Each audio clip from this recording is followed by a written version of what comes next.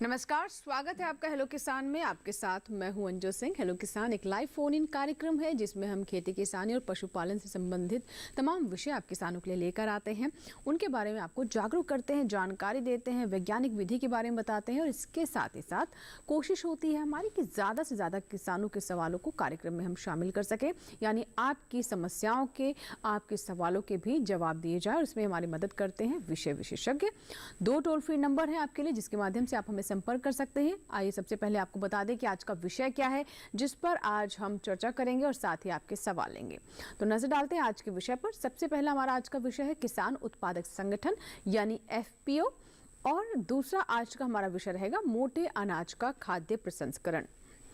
तो इन दोनों विषय से जुड़े हुए जो भी आपके सवाल हैं आप जरूर हमें कॉल करें। नंबर आप नोट कर लें, हमारे टोल फ्री नंबर 1800-113060, दूसरा नंबर है 1800-113061। टोल फ्री यानी इन पर आपका कोई शुल्क नहीं लगेगा, तो बस फोन उठाएं, हमारा नंबर लगाएं और अपने सवाल, इन दोनों विषय से जुड़े हुए जो भी आपके सवाल हैं, आशंकाएं हैं या फिर आप कोई जानकारी प्राप्त करना चाहते हैं तो बिल्कुल हमें फोन कीजिए। अगले 1 घंटे तक ये नंबर आपके लिए उपलब्ध रहेंगे। इसके साथ ही साथ आप हमें ईमेल भी कर सकते हैं। लाइव हम आपके सवालों को कार्यक्रम में शामिल करेंगे। साथ ही साथ आप ईमेल करें hellokisan2015@gmail.com। तो आपकी कॉल्स और आपकी ईमेल्स का हमें इंतजार रहेगा। हमारे जो 2 मेहमान हैं उनसे आपकी मुलाकात करवा देते हैं। हमारे साथ डॉक्टर एस.के. सिंह है जो कि उप कृषि उपनयन सलाहकार हैं, कृषि एवं किसान कल्याण मंत्रालय भारत सरकार में। सर बहुत बहुत स्वागत है आपका कार्यक्रम में। और इसके साथ ही हमारे साथ डॉक्टर वी.के. दुबे जी हैं, आप भी सलाहकार हैं NCUI नई दिल्ली में। तो आपसे दोनों विषय के बारे में बात करेंगे, चाहे वो किसान उत्पादक संगठन हो या फिर मोटे अनाज का प्रसंस्करण। लेकिन कार्यक्रम को आगे बढ़ाएं, इनसे जुड़ी रिपोर्ट आप तक पहुंचाए उससे पहले एक और महत्वपूर्ण जानकारी देते हैं कि ग्लोबल मिलेट सम्मेलन का आयोजन हो रहा है और ये सम्मेलन 2 दिन चलने वाला है, जिसका इनॉग्रेशन यानी इसका उद्घाटन श्री प्रधानमंत्री करेंगे। नरेंद्र मोदी जी द्वारा इसका उद्घाटन किया जाएगा। 18 मार्च को ग्लोबल मिलेट श्री अन्न सम्मेलन का प्रधानमंत्री श्री नरेंद्र मोदी उद्घाटन करेंगे।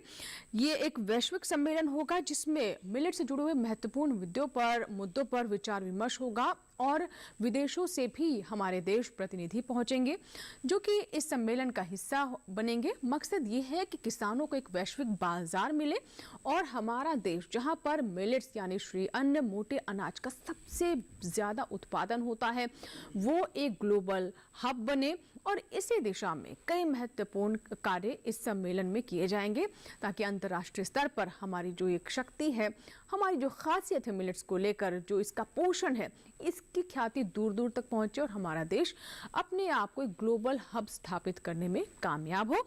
तो सर सबसे पहले डॉक्टर सिंह इस सम्मेलन के बारे में जानना चाहेंगे, क्या विशेष रहेगा? और क्योंकि खुद प्रधानमंत्री मिलेट्स को लेकर अलग अलग मंचों से कह चुके हैं कि मिलेट्स हमारी धरोहर है, हमारी संस्कृति है और अगर पोषण सुरक्षा को सुनिश्चित करना है तो मिलेट को अपनी थाली में शामिल करना होगा। सर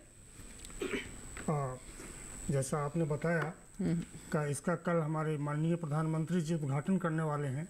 सभी जानते हैं कि इतिहास जी अपने को दोहराता है और एक समय था कि हम इसी को उत्पादित करते थे और खाते थे और अच्छे से स्वस्थ रहते थे।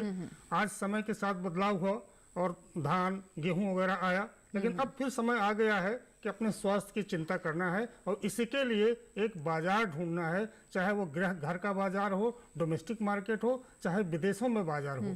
तो इस सम्मेलन का मुख्य उद्देश्य यही है कि किसानों की पहुंच देश के और विदेश के सभी बाजारों तक स्थापित करना है और इसका अपने देश में भी मांग पैदा करना है। इसके माध्यम से बहुत सारे बच्चों को, बहुत और सारे लोगों को वहां आमंत्रित किया गया है ताकि इससे बने हुए विभिन्न प्रकार के पकवानों का वो अवलोकन कर सके और उसके उपरांत इसका प्रचार प्रसार करके आगे बिल्कुल। और डॉक्टर दुबे, जैसा कि हम बात आज जो हमारा दूसरा विषय है मोटे अनाज के खाद्य प्रसंस्करण की बात कर रहे हैं और मोटे अनाज को लेकर अब जो प्रोसेसिंग के क्षेत्र में जिस तरह के कदम उठाए जा रहे हैं वो शायद इससे पहले कभी नहीं हुआ और ये आज के समय की मांग है। आपको क्या लगता है कि इस तरह के जब सम्मेलन होते हैं जहां पर अंतर्राष्ट्रीय स्तर के प्रतिनिधि होते हैं, छोटे छोटे बच्चे भी होते हैं, स्कूल के बच्चे, ताकि बचपन से उन्हें समझाया जा सके कि छात्र जो एक छात्र होता है जब वो उसके जीवन में जब ऐसी चीज़ें आती हैं तो वो दूरगामी उसके प्रभाव होते हैं और एक नए तरह की समाज और सोच का निर्माण होता है।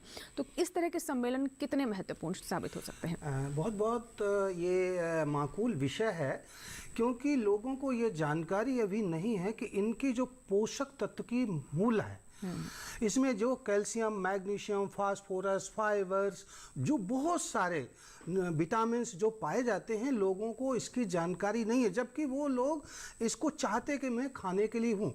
अभी केवल हम गेहूं और धान पर डिपेंड हो गए, लेकिन इनके जो मूल हैं मिलेट्स के, ये पोषक तत्व बहुत ज़्यादा मात्रा में होते हैं और इसकी जानकारी यदि महिलाओं, बच्चों को होगी तो उनकी उपयोगिता समझ में आएगी और लोगों को भी होगी कि उनकी उपयोगिता, तो उसका जो प्रचार प्रसार के साथ उसकी उपभोक्ता या उसका प्रयोग हमारे डेली के भोजन में, जिससे वो स्वस्थ रहेंगे और जो न्यूट्रिटिव वैल्यू है, जो न्यूट्रिशन की जरूरत है हमारे शरीर को, वो उनको मिलेगी जो सब लोग चाहते हैं। तो इसके लिए इस तरीके से ये मेला और सम्मेलन जरूरी है। आपको पता होगा 2018 को हमारे देश में मनाया नेशनल मिलेट्स ईयर माना था भारत ने।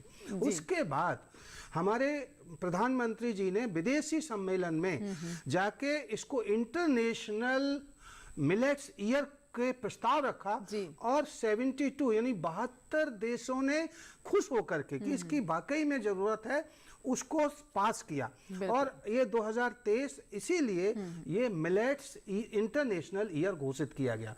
तो उसी कड़ी में ये इस तरीके का ये भारत में जो सम्मेलन मेला आयोजित किया जा रहा है ICAR में, तो ये बहुत उपयोगी है, जिससे लोगों में एक बहुत बड़ी जानकारी होगी किसान और उत्पादन के लिए और उपयोग के लिए। बिल्कुल। तो एक तरीके से जहां प्रधानमंत्री खुद इसका उद्घाटन कर रहे हैं, तो आप इसके महत्व को समझ सकते हैं। और ये एक ऐसा प्लेटफॉर्म होगा, ऐसा मंच होगा जहां पर किसान होगा, एक बहुत दूर से आया हुआ किसान भी होगा, बहुत पिछड़े हुए गांव का भी किसान होगा और एक विदेश से आया हुआ प्रतिनिधि भी उसी मंच पर होगा। तो किस तरीके का ये एक्सपोजर होगा, किस तरह के यहाँ पर विचारों का आदान प्रदान होगा और हमारे देश की जो बात है, किसान की बात, वो कहां कहां तक पहुंचेगी। मिलेट्स की उपयोगिता को पूरे विश्व को समझाने का एक प्रयास है। तो सबसे पहले आइए देखते हैं हमारी आज की पहली रिपोर्ट, जिसमें हम मोटे अनाज के प्रसंस्करण की बात कर रहे हैं।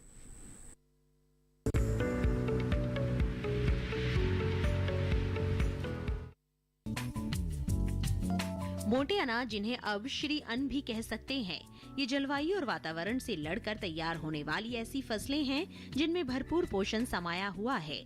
इसीलिए अब इनकी खेती की तरफ खासा ध्यान दिया जा रहा है। मौजूदा आंकड़ों की माने तो 2017-18 में पौष्टिक अनाज का उत्पादन 164 लाख टन था, जो 2020-21 में बढ़कर 176 लाख टन हो गया है। उत्पादन में बढ़त का मतलब खपत में भी इजाफा है। लोग किसी न किसी रूप में मोटे अनाज को अपने आहार में शामिल कर रहे हैं। मौजूदा समय में मोटे अनाजों को प्रसंस्कृत करके कई तरह के व्यंजन बनाए जा रहे हैं, जिसमें फास्ट फूड से लेकर बेबी फूड भी शामिल है। ये खाद्य सामग्री पोषण से तो भरपूर है ही, साथ ही कई तरह की बीमारियों से भी सुरक्षा देने में कारगर है। हालांकि वर्तमान समय में रेडी टू ईट के कॉन्सेप्ट पर भी युवा उद्यमी काम कर रहे हैं। मिलेट मूल्य वर्धित श्रृंखला में इस समय 500 से ज्यादा स्टार्टअप काम कर रहे हैं। सरकार श्री अन्न की खपत बढ़ाने वाले व्यंजनों व मूल्य वर्धित उत्पादों के लिए स्टार्टअप उद्यमियों को भी सहायता कर रही है। वहीं राष्ट्रीय खाद्य सुरक्षा मिशन के तहत श्री अन्न को शामिल करके महिलाओं और बच्चों के पोषण पर खासा जोर दिया जा सकेगा।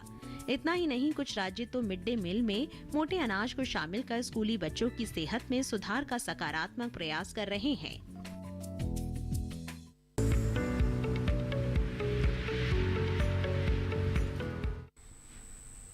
आंगनबाड़ी, स्कूल, विश्वविद्यालय, हर जगह हम देख रहे हैं कि मिलेट को पहुंचाया जा रहा है और हमारे जो छात्र हैं, जो बच्चे हैं, वो अपने भोजन में, अपने डाइट में मिलेट को शामिल करें, इसके उपयोग को समझें, इसके लाभ को समझें और इसका पोषण उन तक पहुंचे। हर स्तर पर इसका प्रयास किया जा रहा है।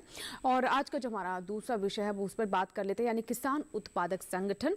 तो सबसे पहले मैं सर आपसे समझना चाहूँगी डॉक्टर सिंह, जो हम किसान उत्पादक संगठन की बात कर रहे हैं, ये दरअसल क्या है, किस तरह से कॉन्सेप्ट काम करता है और किसानों को इससे किस तरह का लाभ होगा?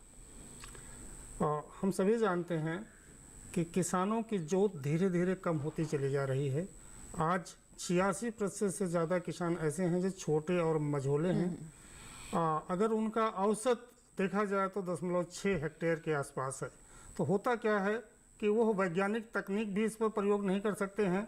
फर्टिलाइज़र आदि जो आदान होते हैं उसको खरीदने जाते हैं तो छोटी छोटी जोत के लिए एक तो अच्छी क्वालिटी का नहीं मिलता है, दूसरे उनको महंगा मिलता है।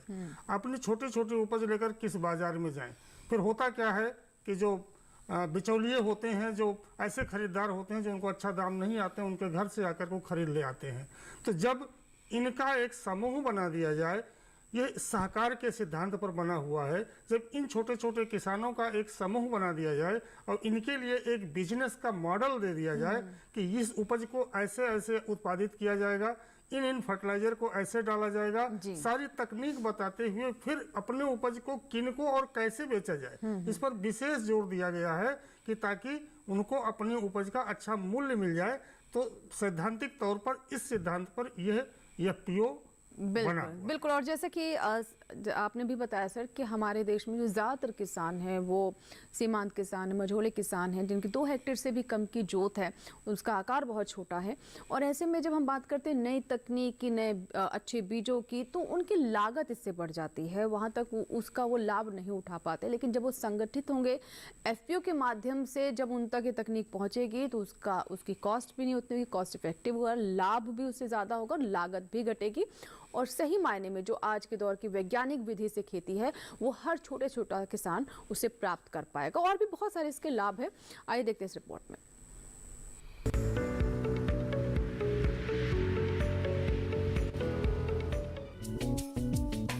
तेजी से होने वाले विकास में जहां हम आगे बढ़ते जा रहे हैं, वहीं ग्रामीण क्षेत्रों में जोत का दायरा घटता जा रहा है।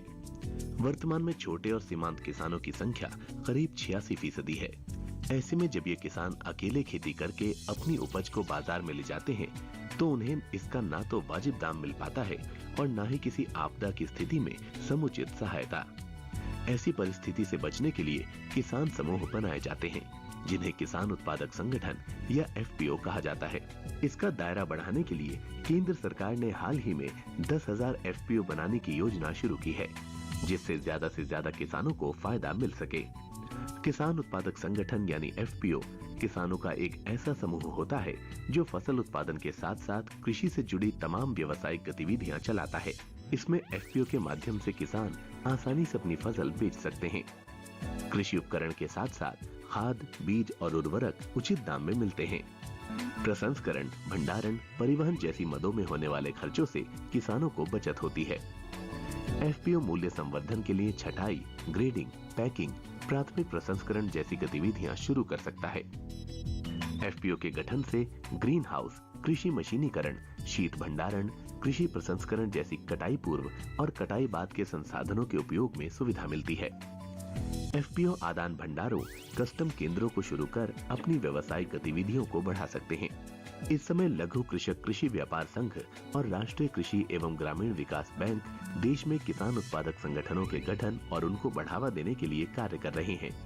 साल 2023-24 तक कुल 10,000 FPO का गठन किया जाना है। 5 साल के लिए हर एक किसान उत्पादक संगठन को सहायता दी जाएगी। हर एक FPO में 50% छोटे, सीमांत और भूमिहीन किसान शामिल होंगे।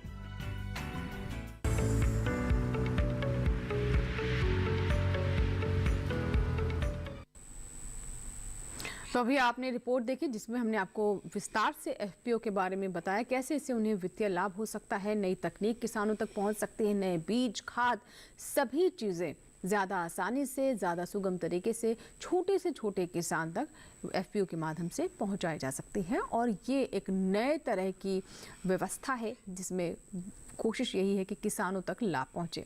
हमारे आज के पहले कॉलर जुड़ रहे हैं कार्यक्रम में। बात करते हैं नंद स्वरूप मिश्रा जी हैं उत्तर प्रदेश के बाराबंकी से। जी नंद स्वरूप जी, बताइए क्या सवाल है आपका? नमस्कार सर, मैं नंद स्वरूप मिश्रा हूँ बाराबंकी से। मैं जानना चाहता हूँ किसान उत्पादक संगठन बनाने के लिए जैसे हम लोग समूह कहते हैं, इसमें किसान कितना पढ़ा लिखा होना चाहिए, उसके बाद कितनी जमीन होना चाहिए, और गाँव से लेकर के मतलब देश की मंडी, बाहर की मंडियों में किस प्रकार से हमें इसका लाभ मिलेगा। और दूसरी चीज मोटे राज से मैं ये जानना चाहता हूँ, जो हम सामान उसको बनाते हैं तो इसको किस प्रकार से अच्छा सुंदर बनाए कि देखने वाला इससे लालायित हो जाए। दूसरी चीज की पैकिंग प्लस इसका जो एक्सपायरी डेट वगैरह हम कितने दिन तक इसको दे सकते हैं, कितने दिन तक हम इसको स्टोर में रख सकते हैं। ठीक है नंद स्वरूप जी, दोनों मेहमानों से आपका सवाल है। पहला प्रश्न आपका था किसान उत्पादक संगठन से जुड़ा हुआ कि कितने किसानों से इसकी शुरुआत की जा सकती है और इसकी कोई पात्रता है क्या कि कौन से किसान इसका गठन कर सकते हैं या फिर इससे जुड़ सकते हैं, क्या उनका शिक्षित होना या कहाँ तक शिक्षित होना आवश्यक है। तो चलिए सबसे पहले हम बात करते हैं डॉक्टर सिंह का, जो पहला इनका सवाल था किसान उत्पादक संगठन, मुख्य रूप से इनका सवाल यही है कि कैसे इसका गठन होता है, कौन कौन लोग, उनकी क्या क्या भूमिका रहती है। जी नंद स्वरूप मिश्रा जी, आपका प्रश्न बहुत ही वाजिब है क्योंकि शुरुआत यहीं से करनी पड़ेगी। सर्वप्रथम किसान ही होता है जो खेती करता है, उसका शिक्षा से इस संगठन में शामिल होने का कोई मतलब नहीं है। शिक्षित है नहीं है इसका कोई मतलब नहीं है, उसके पास खेत है ये भी कोई मतलब नहीं है, क्योंकि इनका पंजीकरण 2 कानूनों में किया जाता है। एक कंपनीज एक्ट होता है और दूसरा राज्य सरकारों के कोऑपरेटिव सोसाइटीज एक्ट होता है। तो उसमें भी किसान की लैंड होल्डिंग होना जरूरी नहीं है, बल्कि वो खेती करता हो, किसी दूसरे की जमीन पर भी खेती करता है अगर, तो भी वो किसान होता है और इस संगठन में शामिल हो सकता है। अब दूसरा बात आई कि कितने किसानों का समूह होता है जो कि इस योजना के अंतर्गत पात्र होता है। तो आगे बढ़ने के पहले मैं मिश्रा जी को एक बात अवश्य बताना चाहूँगा कि सरकार इस 10,000 किसान उत्पादक संगठनों को बनाने के साथ साथ बहुत सारी योजनाएं राज्य सरकारें भी चला रही है इसको बनाने के लिए जी। तो इस योजना में मैं बात करूंगा केंद्र सरकार की, तो इसमें न्यूनतम 300 किसान होने चाहिए, तभी यह संगठन पात्र होगा लाभ लेने के लिए। यदि आप इस योजना के अंतर्गत बहुत सारे लाभ हैं, वो आगे चर्चा का विषय शायद बने तो उसमें हम बताएंगे कि क्या क्या लाभ मिलने वाले हैं, तो आप पात्र हो जाते हैं। अब कैसे बनाएं, शायद ये भी प्रश्न आपके दिमाग में हो।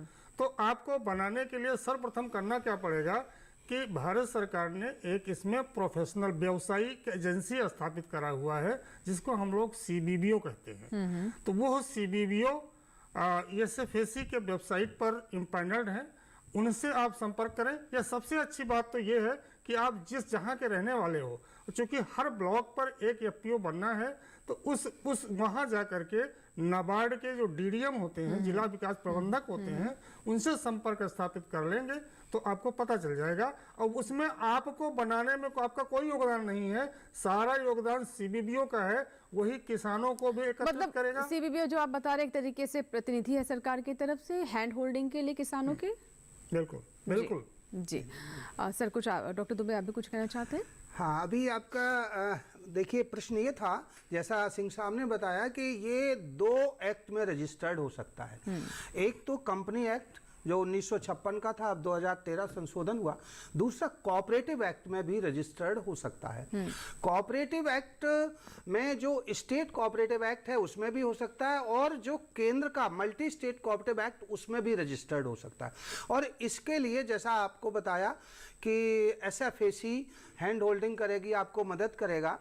इसी प्रकार आप कोऑपरेटिव में जब रजिस्टर्ड FPO करवाएंगे तो हर डिस्ट्रिक्ट पे एक असिस्टेंट रजिस्ट्रार की पोस्टिंग होती है, और वो आपको मदद करेगा कि किस तरीके से ये हम इसको रजिस्टर्ड करवाएं क्या। जी। अगर फिर भी आपको वहां से नहीं मिलती तो आप अपने कंप्यूटर पे या मोबाइल पे NCUI national cooperative union of India, जो देश के कोऑपरेटिव मूवमेंट की सबसे बड़ी संस्था है, उसके पूरे संरक्षण और विकास के लिए वो जिम्मेदार है, भारत सरकार के लिए नोडल एजेंसी है। जी। आप वहां संपर्क कर सकते हैं रजिस्ट्रेशन कराने के लिए कि कैसे रजिस्ट्रेशन कराएं, उसका बायलॉज कैसे बनाएं, किस तरीके से उसकी मैनेजमेंट का व्यवस्था हो, तो वहां पे आप संपर्क कर सकते हैं। जब आप कंपनी एक्ट में रजिस्टर्ड करवाएंगे तो आपको SFAC मदद करेगा। जब आप कोऑपरेटिव एक्ट में कराएंगे तो NCDC मदद करेगा, नेशनल कोऑपरेटिव डेवलपमेंट कॉर्पोरेशन। बिल्कुल, यानी कुल मिला के कई संस्थाएं हैं, अलग अलग संस्थाएं हैं जिनके माध्यम से जो ये योजना है किसान उत्पादक संगठन, उसको स्वरूप में तब्दील करने का प्रयास किया जा रहा है। और काफ़ी हद तक हम देख रहे हैं कि इसमें सफलता भी सरकार को मिल रही है। बहुत सारे नए नए किसान उत्पादक संगठन का गठन हो चुका है और किसानों को इससे लाभ भी पहुंचना शुरू हो गया है।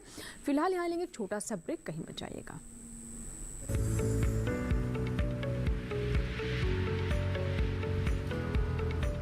अरे भाई सुना नहीं क्या, KCC ने किसानों का जिंदगी बदल दिया है। देश के छोटे किसान 1,60,000 रुपए तक का कर्ज बिना किसी गारंटी को ले पाएंगे। ब्याज खोरों से भी पीछा छुटा। मैं तो जैविक खेती का पूरा सामान मंगा लिया। केसीसी का भी कोई दबाव नहीं है। ब्याज चुकाने के लिए पूरा 1 साल मिलता है। समय पर भुगतान करने पर केवल 4% के सालाना ब्याज पे लोन मिल गया मुझे। अपना आधार कार्ड, लेटेस्ट फोटो और जमीन के कागजात लेके अप्लाई करो बस। और नामांकन भरने के लिए जेब भी ढीली नहीं करनी पड़ी।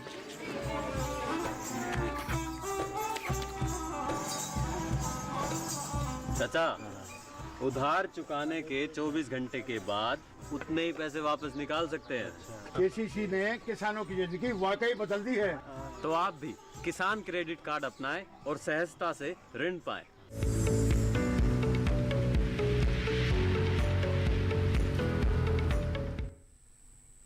ब्रेक के बाद एक बार फिर आपका स्वागत है। आप देख रहे हैं हेलो किसान। आज हम बात कर रहे हैं किसान उत्पादक संगठन की और साथ ही जानकारी आपको दे रहे हैं मोटे अनाज के प्रसंस्करण के बारे में भी।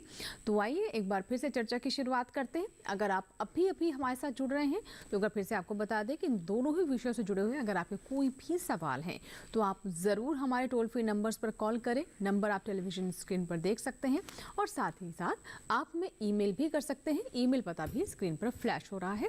लाइव आपके ईमेल्स को, आपके सवालों को हम कार्यक्रम में शामिल करेंगे और जब भी आप ईमेल करें अपना नाम, अपने गांव का, अपने ज़िले का नाम ज़रूर लिख करके भेजें, जिसे हम कार्यक्रम में बताएंगे भी। तो चलिए सर, अब जैसे हम मोटे अनाज के प्रसंस्करण की बात कर रहे हैं और मिलेट उत्सव मनाए जा रहे हैं, मिलेट सम्मेलन हो रहा है, तो ऐसे में मोटे अनाज का खाद्य प्रसंस्करण जिसके बारे में आपने बताया कि बहुत महत्वपूर्ण है, इस दिशा में अभी किस किस तरह के कार्य किए जा रहे हैं? देखिए, अभी जो चीज़ें, बहुत सारी चीज़ें हैं, जैसे आप ब्रेड देख लीजिए, तो जो इंडियन मिलेट है जिसको हम ज्वार कहते हैं उसका ही बनता है, लेकिन लोगों को पता नहीं है क्या। बाजरा को आप देखिए, बाजरा हमारे यहाँ का मूल बहुत बड़ा उत्पादन था। राजस्थान है, महाराष्ट्र है, आंध्रा है, उसके इतने प्रोडक्ट हैं। ज्वार लीजिए, उसके बाद रागी है, कोदो है, काकुन है, कंगनी है, फॉक्सटेल, ये जो मोटे अनाज थे, इनकी जो आप पोषक तत्व की वैल्यू देखेंगे, इनको कभी कभी मेडिसिन भी कहा गया है। बहुत सारी आयुर्वेद में भी इनका जिक्र होता है। हाँ, डिसीज में, आयुर्वेदिक में है।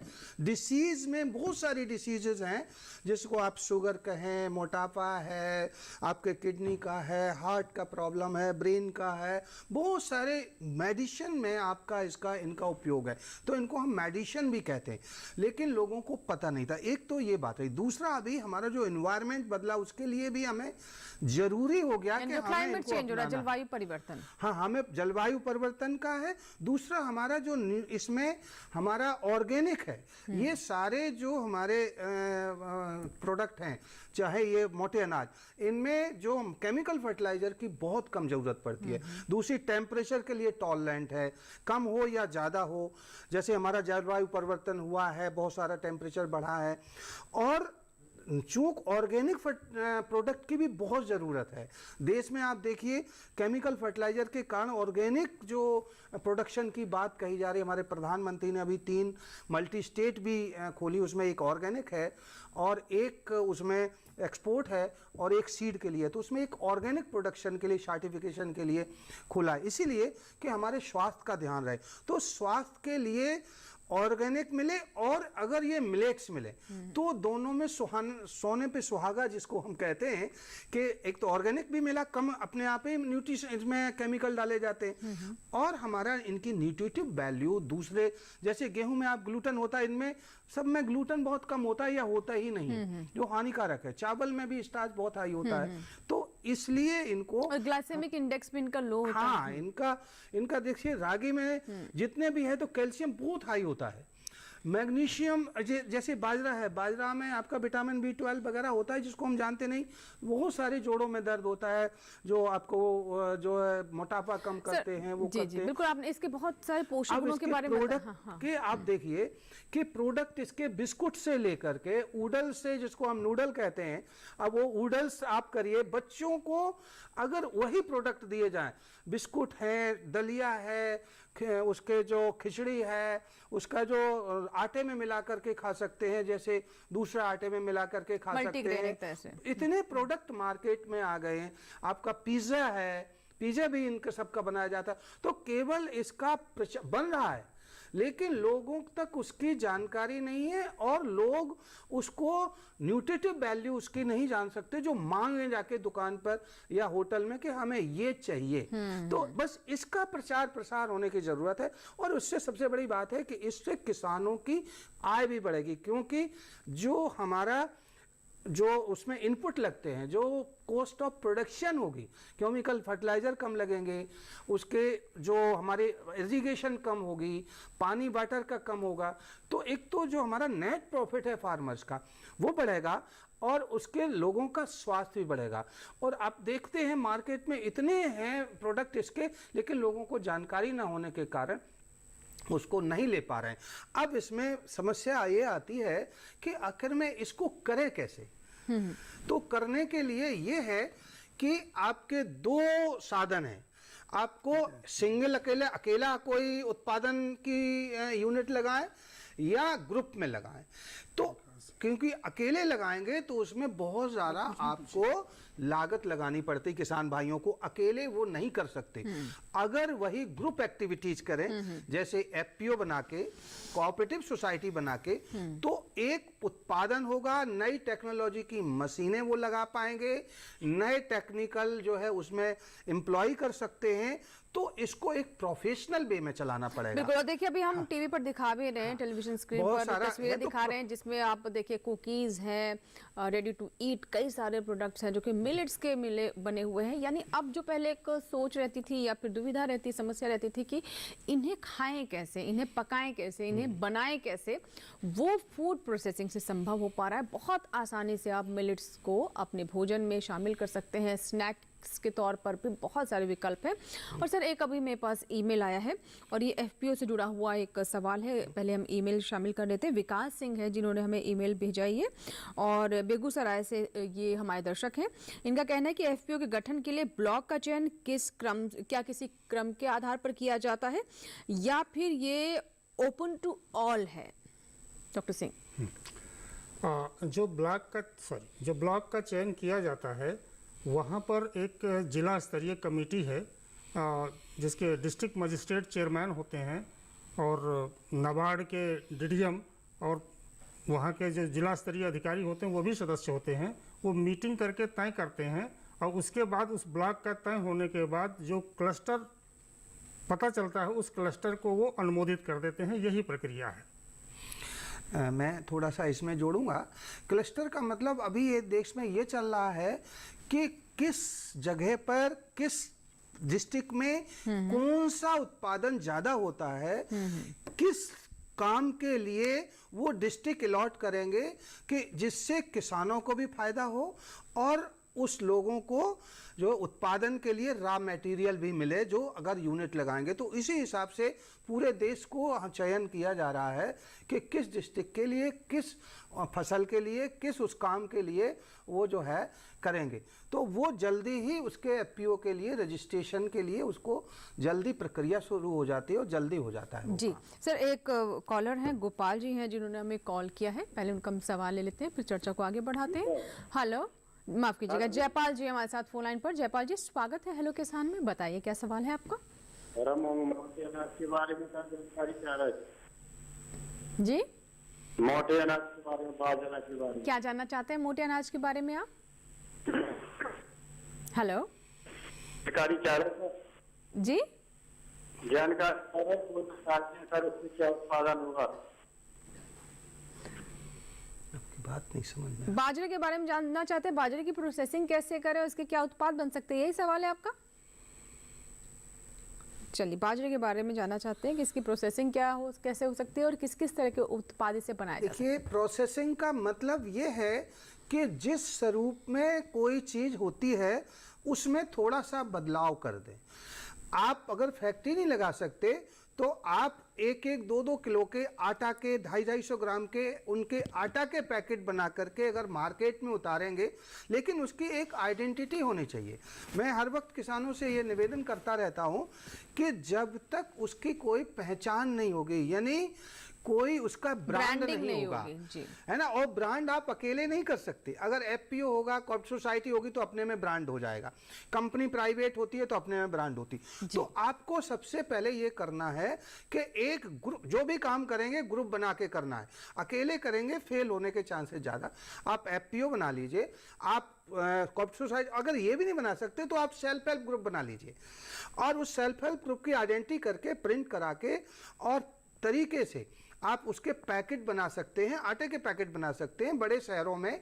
और मार्केट करने के लिए देखिए, कोऑपरेटिव का स्ट्रक्चर पूरे देश में है। कंज्यूमर स्टोर है, नेफेड है, एनसीसीएफ है और इनके कंज्यूमर स्टोर हैं और केंद्रीय भंडार हैं। ये कोऑपरेटिव का स्ट्रक्चर पूरे देश में फैला हुआ है जो कंज्यूमर आइटम देते हैं। और अगर आपकी फैक्ट्री लगाने की तो उसके बहुत सारे बिस्कुट आ गए हैं, बहुत सारे ऐसी ब्रेड भी आ गई 2-4 दिन वो रखी रहती, खराब नहीं होती हैं। उसके आपको मिलाकर के बहुत सारे बाजरे के साथ रागी, बाजरा, कोदों, इनको मिलाकर के बहुत सारी चीज है। बाजरे का दलिया बहुत इस समय है, मिक्स दलिया भी बहुत ज्यादा चल रहा है। बिल्कुल। तो आपके ऊपर डिपेंड करता है आप करना क्या चाहते हैं, लेकिन बगैर ट्रेनिंग के कुछ नहीं करना जी। और मोटे अनाज में भी एक कॉम्बिनेशंस हैं कि आप इस मोटे अनाज को दाल के साथ लें तो उसका कुछ ज़्यादा न्यूट्रिशन होगा या फिर उसके किस तरह के लाभ होंगे। तो बहुत कुछ जानकारियाँ आप तक पहुँचानी है, लेकिन फिलहाल छोटा सा ब्रेक।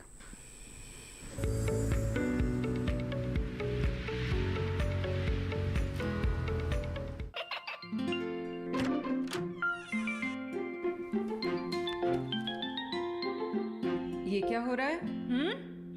काशवी, इतने कम मार्क्स? काशू बेटा पढ़ा करो, पढ़ोगी नहीं तो आगे कैसे बढ़ोगी? मम्मा मैं भी तो आपसे यही कहना चाहती हूँ, पढ़ा करो। आप पढ़ोगे नहीं तो आगे कैसे बढ़ोगे? मतलब? वो देखो, सिर्फ बैक पर छपा ऑर्गेनिक नहीं, ऑर्गेनिक का निशान पहचानिए। पीजीएस ऑर्गेनिक का ये लोगो उन किसानों की पहचान है जो आज भी परंपरागत विधि से रसायन मुक्त खेती कर आपके लिए शुद्ध फसल उपजा रहे हैं। अब समझे मम्मा, अगर मैं प्योर ऑर्गेनिक फूड नहीं खाऊंगी तो अच्छे मार्क्स कहाँ से लाऊंगी? अच्छा बच्चों, जैविक खेती की इस मुहिम को आगे बढ़ाइए, शुद्ध ऑर्गेनिक अपनाइए।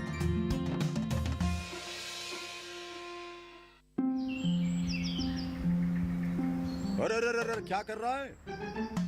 इधर इधर इधर, हम बोल रहे हैं तेरे बीजू का। पुतला बोल रहा है? हाँ, पक्षियों से तो हम खेत को बचा लेते हैं, पर इन घातक रसायनों से कैसे बचाएं? मतलब? देख बेटा, तू जो ये अंधाधुंध रसायन मिलाता है ना, मिट्टी की सेहत बिगड़ने लगी है। और जब माटी ही कमजोर पड़ जाएगी तो उपज कैसे सेहतमंद होगी? हाँ? अरे पहले ऐसा नहीं था। पूछना अपने बड़े बुजुर्गों से, कैसे फसल लहलहाती थी, शुद्धता झलकती थी। हाँ, माटी भी तंदुरुस्त और लोग भी। अरे पहली वाली बात कहाँ?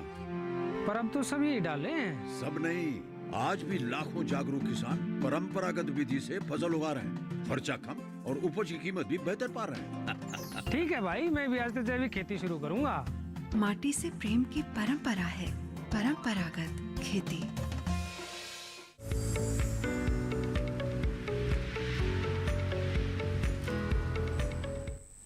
ब्रेक के बाद एक बार फिर आपका स्वागत है। आप देख रहे हैं हेलो किसान। आज हेलो किसान में हम बात कर रहे हैं दो बहुत ही महत्वपूर्ण विषयों पर। पहला आज का हमारा विषय है किसान उत्पादक संगठन, और साथ ही जानकारी दे रहे हैं आपको कि कैसे मोटे अनाज का खाद्य प्रसंस्करण कर हमारे किसान इससे लाभ ले सकते हैं। इसको लेकर किस किस तरह के कृषि स्टार्टअप शुरू किए जा सकते हैं, खाद्य प्रसंस्करण मोटे अनाज में क्यों महत्वपूर्ण है। दोनों विषयों से जुड़े हुए अगर आपके कोई भी सवाल है तो आपका स्वागत है। आप हमारे टोल फ्री नंबर्स पर कॉल करें या फिर ईमेल करें। एक कॉलर है हमारे साथ फोन लाइन पर, आइए बात करते हैं। विपिन है जिन्होंने हमें मध्य प्रदेश के सागर से फोन लगाया है। विपिन जी स्वागत है, बताइए क्या सवाल है। हेलो विपिन जी, मुझे सुन पा रहे हैं आप?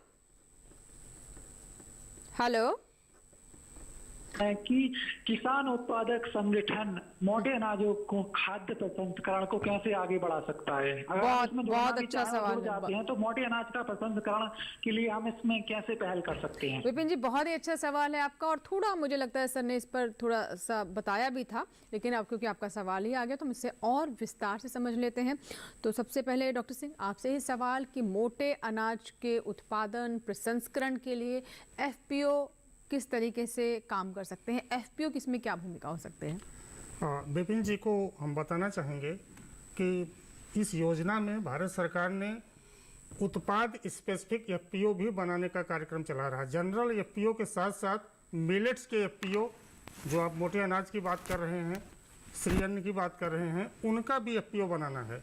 और एफपीओ बनाने के बाद एफपीओ में आप देखते हैं कि इसका बहुत सारा उद्देश्य है। केवल उत्पादन ही नहीं है कि उसकी उत्पादन लागत घटे और तकनीक को यूज करें, लेकिन ये भी है कि इसका बाजार कैसे मिले, क्योंकि मोटे अनाज में सबसे बड़ी समस्या बाजार की थी और प्रसंस्करण की थी।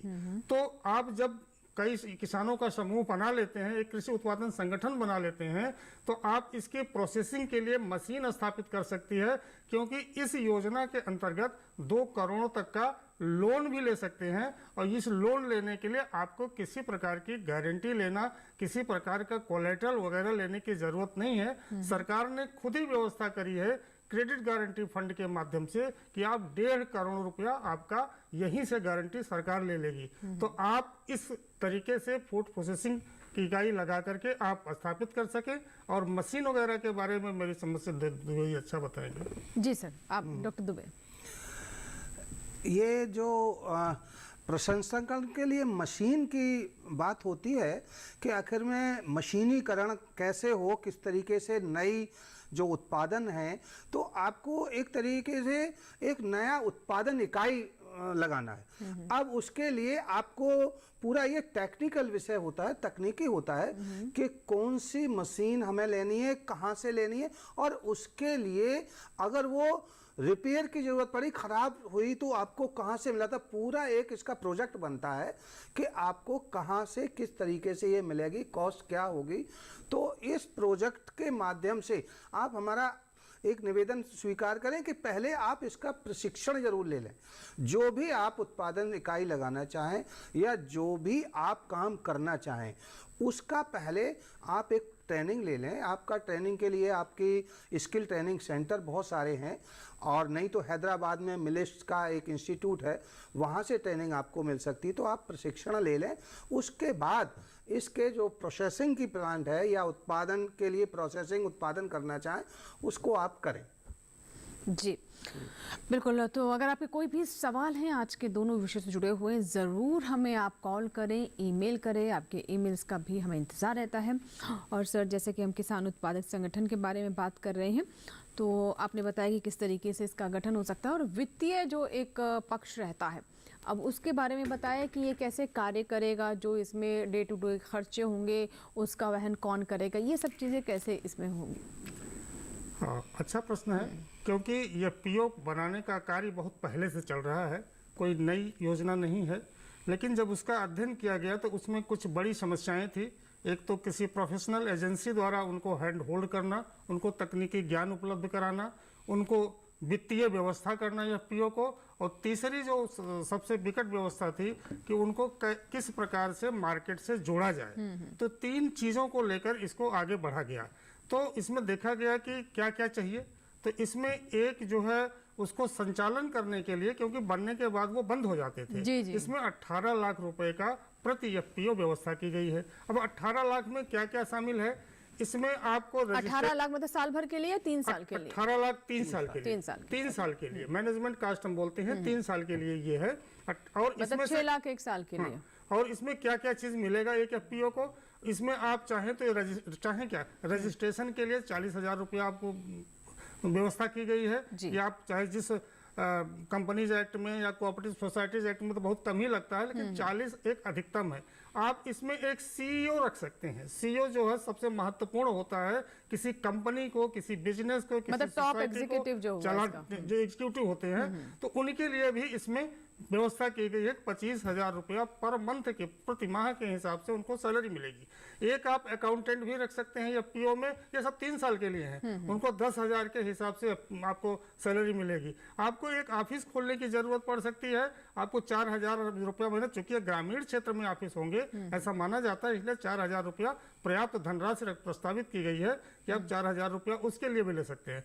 इसके साथ ही इसमें जो है आपको टेलीफोन का खर्चा, इलेक्ट्रिसिटी का खर्चा, जो छोटे छोटे अन्य खर्चे हैं उसका भी आप लाभ ले सकते हैं। साथ ही 1 लाख रुपया और रखा गया है कंप्यूटर या टेबल वगैरह वगैरह जो खर्चे लगते हैं आपके ऑफिस चलाने के लिए, वो भी ले सकते हैं। स्टेशनरी वगैरह जो रनिंग सब कुछ ले सकते हैं, लेकिन 18 लाख के अंदर ही आता है। लेकिन सर ये बताएं, जो आप बता रहे हैं कि ये सब खर्चे दिए जाएंगे, तो क्या इसका कोई लेखा जोखा भी देना पड़ेगा, कहीं प्रस्तुत करना पड़ेगा, इसकी अकाउंटेबिलिटी, और इनका अपॉइंटमेंट किस तरीके से होगा?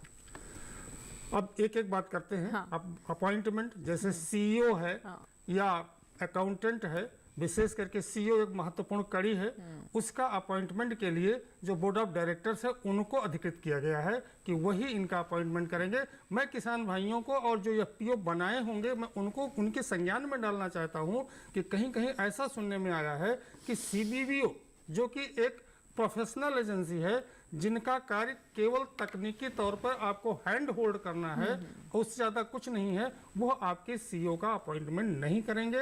गाइडलाइन में बिल्कुल लिखा हुआ है कि क्या क्या उसके पास क्वालिफिकेशन होना चाहिए, शिक्षा होना चाहिए, क्या चीज़ होनी चाहिए, वो देख करके उसका बोर्ड ऑफ डायरेक्टर्स है वही अपॉइंटमेंट करेगा। अब और लेखा जोखा की बात क्या है, तो आपको अकाउंटेंट इसीलिए दिया ही गया है कि आपके सारे जो कुछ पैसा जाएगा, पैसा का चैनल क्या है, पैसा का चैनल के लिए इस हमारी योजना में 15-16 इम्प्लीमेंटिंग एजेंसीज हैं। हम लोगों ने शुरुआत में 3 इसको चलाने के लिए इम्प्लीमेंटिंग क्रियान्वयन एजेंसियां रखा था। उसमें एक नाबार्ड था, एक एनसीडीसी था, एक एसएफएसी था। बाद में एक और गाइडलाइन में व्यवस्था की थी कि अगर राज्य सरकारों की एजेंसियों को लगता है कि हम भी इम्प्लीमेंटिंग एजेंसी बनना चाहते हैं तो उनको भी अनुमोदित किया जाएगा। इस तरीके से बहुत सारी राज्य सरकार की एजेंसियां, केंद्र सरकार जिसमें नेफेड वगैरह भी, इनको भी अनुमोदित कर दिया गया है। देखिए सर, आपने बहुत सारी बातें बताई, लेकिन एक जो किसान अभी सुन रहा है उसके मन में भी अभी ये सवाल उठ रहा होगा कि ये तो बड़ा उलझा हुआ सा लग रहा है, कैसे ये एफपीओ बनाया जा सकता है, कैसे इससे किसान जुड़ सकते हैं। तो मैं चाहूँगी थोड़ा इसको और सरल तरीके से समझाएं कि हमारे किसानों के लिए ये बहुत ही आसान है एफपीओ से जुड़ना, एफपीओ बनाना, ये कोई रॉकेट साइंस नहीं है। लेकिन उससे पहले एक कॉलर है गायत्री, उनसे बात कर लेते हैं। गायत्री जी, आप मुझे सुन पा रही हैं? गायत्री जी, आप तक मेरी आवाज पहुंच पा रही है? हाँ जी, बताइए क्या सवाल है? जी, मेरा ये है कि दिलवाड़ा से मैं उसकी ट्रेनिंग लेना चाहती हूँ। मोटे अनाज के खाद, बिस्कुट वगैरह कुछ बनते हैं, तो उसकी ट्रेनिंग कहाँ से लेना है? ट्रेनिंग लेना चाहते हैं मोटे अनाज के बारे में? प्रसंस्करण, उसके प्रसंस्करण के बारे में, मतलब प्रोसेसिंग के बारे में? हाँ ठीक है सर। डॉक्टर दुबे। हाँ गायत्री बहन, बहुत अच्छा है। आप क्या उसमें ट्रेनिंग लेना चाहती? वैसे जो हैदराबाद में नेशनल इंस्टीट्यूट है जो मिलेट्स की, आप वहाँ पर आप कंप्यूटर पे जाएंगी, आपको एक ही देश में वो इंस्टीट्यूट है ICR की, आप उस पर आप संपर्क करें, वहाँ पर आप लेटर डालें कि हम ये ट्रेनिंग लेना चाहते। जब उनका कोर्सेज वहाँ से होगा, और भी कई इंस्टीट्यूट जो हैं वो मोटे अनाज के प्रसंस्करण में या अनाजों के प्रसंस्करण में ये बनाने के लिए ट्रेनिंग दे रहे हैं। तो आप जब उसमें डालेंगे, स्किल सेंटर बहुत से हैं, तो आप जिसकी ट्रेनिंग लेना चाहते हैं उसमें से आप अपना देख लीजिए और उसमें से अपना लेटर डाल के वहाँ जब उनका कोर्स चल रहा हो तो आप उसमें अप्लाई करें। जी, एक ईमेल आया सर, ये हमारे दर्शक हैं, इनका नाम है सदन बघेल मंडई, जिला बालाघाट, मध्य प्रदेश से हैं। जिस सवाल पर अभी जिस पर हम चर्चा कर रहे थे, सवाल उसी से जुड़ा हुआ है, सरकार एफपीओ को कितना आर्थिक मदद देती है? तो इसका जवाब सर अभी आप दे चुके हैं। और जैसे इससे पहले मैं एक बात कही थी कि किसानों के मन में अभी यही सवाल आ रहा होगा कि इसमें सीईओ है, अकाउंटेंट है, ऑफिस है और आपको लेखा जोखा भी रखना है, तो ये बहुत मुश्किल तो नहीं होगा? हाँ, ये सुनने में लग रहा है। इसको हम ऐसे बताते हैं, ऐसे समझिए कि आपको कुछ नहीं बनाना है, किसान को कुछ एफपीओ नहीं बनाना है। आप परेशान ना हो। आपको करना क्या है इस योजना में कि आपको अपने ब्लॉक में जाना है। ब्लॉक में जो विशेष करके अब जाना है का मतलब कहाँ जाएंगे। जी। एक साधारण तरीका मैं बता दूं कि एक नेशनल प्रोजेक्ट मैनेजमेंट एजेंसी पहचानी गई है इस योजना में, एनपीए। हाँ, एनपीए में हम बोलते हैं। तो उनका कार्य है कि जितनी एफपीओ हैं, चाहे जो इम्प्लीमेंटिंग एजेंसी के माध्यम से बनाएगी सीबीपीओ, उनका वो लेखा जोखा रखते हैं। वो हमारे पास भी है, ऐसा नहीं कि नहीं है। तो आप क्या करें कि एक फ़ोन लगाएं एनपीए में, कोई SFSS नंबर देकर, और उनको कहें कि ये हमारा ब्लॉक है, कोई भी ब्लॉक जो भी कहे, इसका सीबीबीओ कौन है, आपको सीबीबीओ मिल जाएगा। अब आपको करना क्या है, एफपीओ नहीं बनाना है। जो एफपीओ वहाँ ब्लॉक में बन रहा है उसमें एक शेयर होल्डर के रूप में, एक सदस्य के रूप में जुड़ जाना है। ये फिर उसका जो इलेक्शन के माध्यम से जनरल बॉडी, जो कुछ उसकी बोर्ड ऑफ डायरेक्टर वगैरह सब कुछ बनेंगे, ये सब चुनाव से बनेंगे या जैसा और कानून उस होगा, चुनाव में appointment- किसान भी वोट का भी मतलब वोट रहेगा, या किसान भी बन सकता है इसके लिए? बिल्कुल किसान का ही समूह है ना, किसान की कंपनी है, किसान की कोऑपरेटिव, किसान ही बनेगा, उसी में से बनेंगे। जी, तो ठीक है। तो ये बिल्कुल आपने बताया कि अच्छा सर, आपने बताया कि इसमें किसान का भी कुछ शेयर होगा, तो ये किस तरह का शेयर है? मतलब ये उसे कोई बॉन्ड लेना होगा, कुछ पैसे देने होंगे, क्या है ये? किसान का शेयर के रूप में इसलिए कहा गया है कि इसमें देश में इसके पास, एफपीओ के पास एक आधार हो जाए, एक वित्तीय आधार हो जाए, शेयर होल्डर हो जाए। तो वो इसके लिए क्या किया गया है कि 2000 रुपया प्रति किसान, ध्यान दें 2000 रुपया तक है, 2000 रुपया नहीं है। ये 500 हो सकता है, 800 हो सकता है, 900 हो सकता है, 1100 हो सकता है, 1200, जो भी करें, लेकिन मैक्सिमम आप 2000 रुपया प्रति किसान के हिसाब से आपसे वो जो एफपीओ वन टाइम लेगा, वन टाइम लेगा, और जितना आप देंगे उतना ही भारत सरकार कंट्रीब्यूट करती है। तो ये है, अगर मैक्सिमम 15 लाख है, एक एफपीओ जो है वो 15 लाख रुपए तक भारत सरकार देती है। अगर 15 लाख रुपया आप और कलेक्ट कर लेते हैं, इसके मतलब कि अधिकतम संख्या आप अगर 750 रखते हैं, 750 रखते हैं, तो उस दशा में आप 15 लाख रुपया एक संग्रह कर सकते हैं शेयर होल्डिंग के रूप में, और 15 लाख रुपया सरकार अपनी योजना में दे देगी। जी बिल्कुल। तो ये देखिए बहुत ही अच्छा है ये पूरी जो योजना है। और किसान उत्पादक संगठन, कोशिश यही है कि किसान, जो छोटे छोटे किसान जो संगठित नहीं हो पाते हैं और इसी वजह से उस सरकार की योजना का लाभ नहीं मिल पाता है, उन्हें एक एफपीओ के माध्यम से संगठित किया जाए और वो एक कंपनी की तरह रन करें। फिलहाल वक्त एक छोटे से ब्रेक का।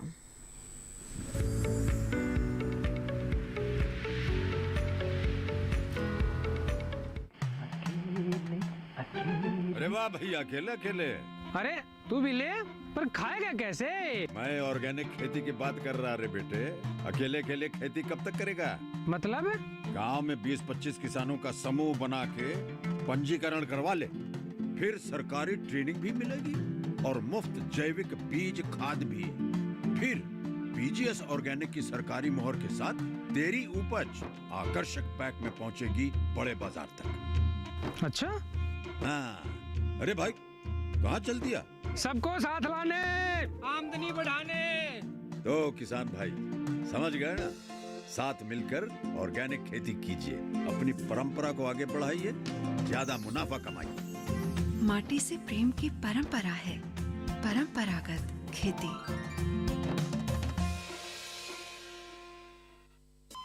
अरे सुन तो। मुझे क्या सुनाना चाहते हो? जो सुनाओ मेरी सौतन को। किसको? अरे वही तुम्हारा मोबाइल फोन जिससे सुबह शाम दिन रात चिपके रहते थे और कहते थे किसान कॉल सेंटर से बातें हो रही हैं। अच्छा ये बात है। हाँ, क्यों? क्या हुआ? अब बात नहीं होती क्या? अब तो झट से बात हो जाती है। ऐसा क्या? हाँ, अब तो ज्यादा लाइनें और खास तकनीक के कारण खेती के माहिरों से तुरंत बात हो जाती है।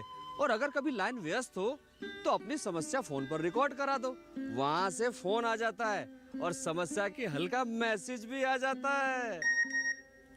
ये देखो आ गया। अरे वाह, इसका मतलब इंतजार की घड़ी अब खत्म। हाँ।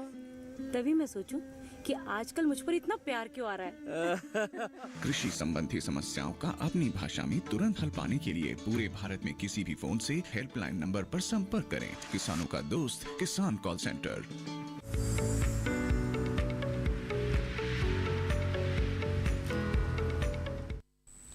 ब्रेक के बाद हेलो किसान में एक बार फिर आपका स्वागत है। आज हम बात करें किसान उत्पादक संगठन और मोटे अनाज के प्रसंस्करण पर।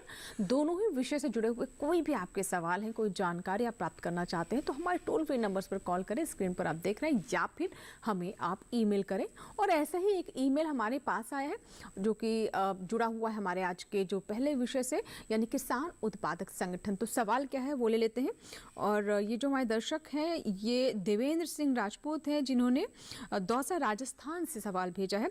सर, जो हम अभी चर्चा कर चुके हैं उसी से जुड़ा हुआ सवाल है, लेकिन कोई बात नहीं, किसान को और आसान तरीके से समझाते हैं। तो इनका सवाल भी यही है कि बहुत ही आसान शब्दों में अगर इसे हम समझना चाहें तो हम एक एफपीओ के लिए जिले में किस अधिकारी, किस विभाग के पास जाएं।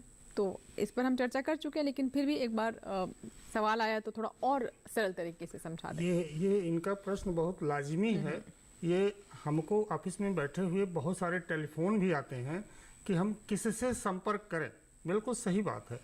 तो आपको सबसे पहला संपर्क स्थल है अगर वहाँ डीडीएम है, क्योंकि सबसे ज़्यादा संख्या इन्हीं की है।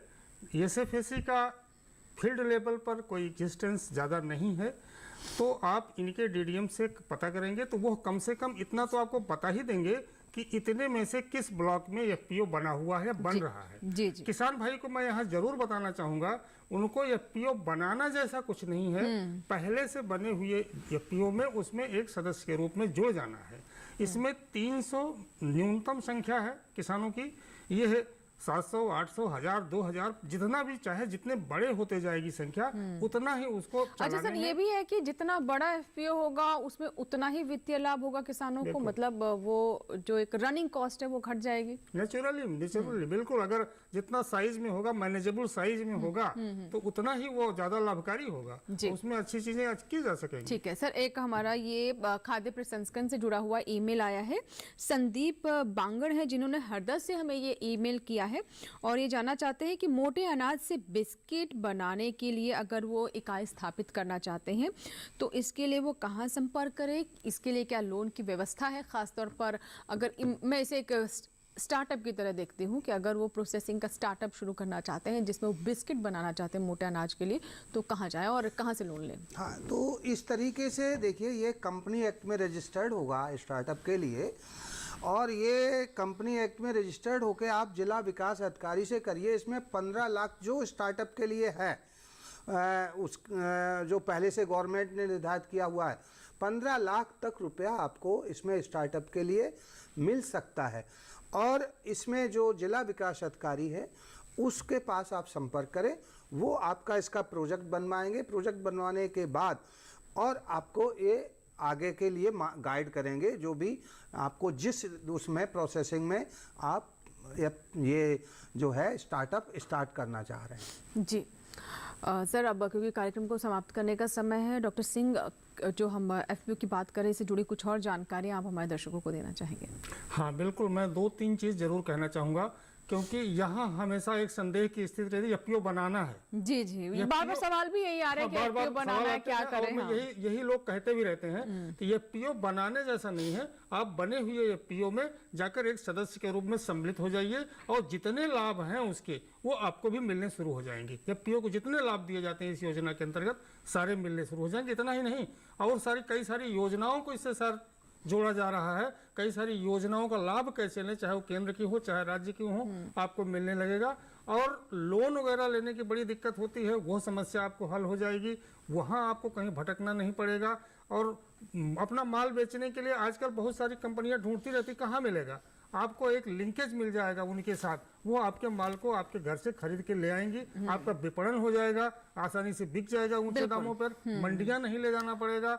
ये सब लाभ है। और देखिए, अभी हम जब मोटे अनाज की बात कर रहे हैं, मोटे अनाज के प्रसंस्करण की बात कर रहे हैं, इसके उत्पाद के बारे में हम लगातार चर्चा कर रहे हैं, तो जब इस तरह की इकाइयां स्थापित होंगी तो उनके लिए रॉ मटेरियल भी चाहिए, यानी आप तभी बनाएंगे ना मोटे अनाज के बिस्किट, कुकीज़, पिज़्ज़ा, पास्ता जिसकी हम बात कर रहे हैं, जब उन स्टार्टअप्स के पास वो अनाज पहुंचेगा। तो ये एक लिंकेज स्थापित करने के लिए भी FPO बहुत महत्वपूर्ण है।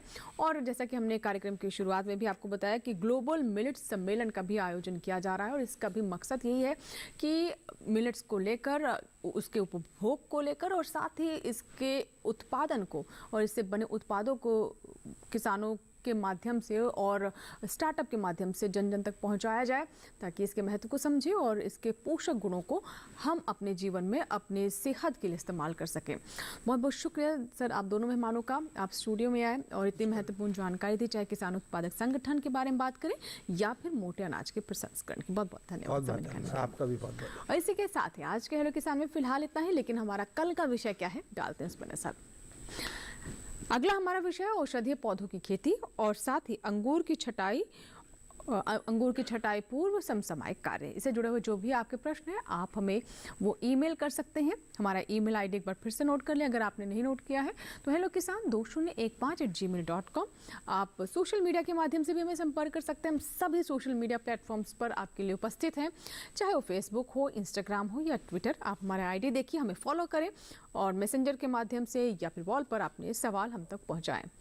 और इससे भी आसान तरीका है हमारा कॉल सेंटर नंबर, जो कि आपके लिए सुबह 6 बजे से रात 10 बजे के दरमियान चालू रहेगा। 1800-113060, सोमवार से शनिवार सुबह 6 से रात 10 बजे के बीच में आप इस पर कॉल करें और अपने सवाल इसमें रिकॉर्ड करें। आप कॉल कर अपनी बातें हम तक पहुंचा सकते हैं, जिन्हें हम कार्यक्रम में शामिल करेंगे। और चलते चलते एक और जानकारी आपको दे दें कि आप ये हमारा कार्यक्रम यानी हेलो किसान को यूट्यूब पर भी देख सकते हैं। इसके लिए टेलीविजन स्क्रीन पर दिखाए जा रहे इस QR कोड को स्कैन करें या फिर जो हमारा यूट्यूब ID है यानी @DD किसान चैनल, इसे भी आप यूट्यूब पर जाकर सर्च कर सकते हैं और हमारे चैनल को सब्सक्राइब कर सकते हैं। आज के कार्यक्रम को आप शुरुआत से देखना चाहते हैं, बीच में से कुछ बातें मिस कर गए हैं, तो भी आप इसे हमारे यूट्यूब चैनल पर जाकर देख सकते हैं। आशा करते हैं कि आज के कार्यक्रम में इन दोनों विषय से जुड़ी जानकारी हमने जो पहुंचाई आप तक, आप उसे ज़रूर लाभ उठाएंगे। दीजिए इजाज़त, बने रहे दूरदर्शन किसान के साथ। नमस्कार।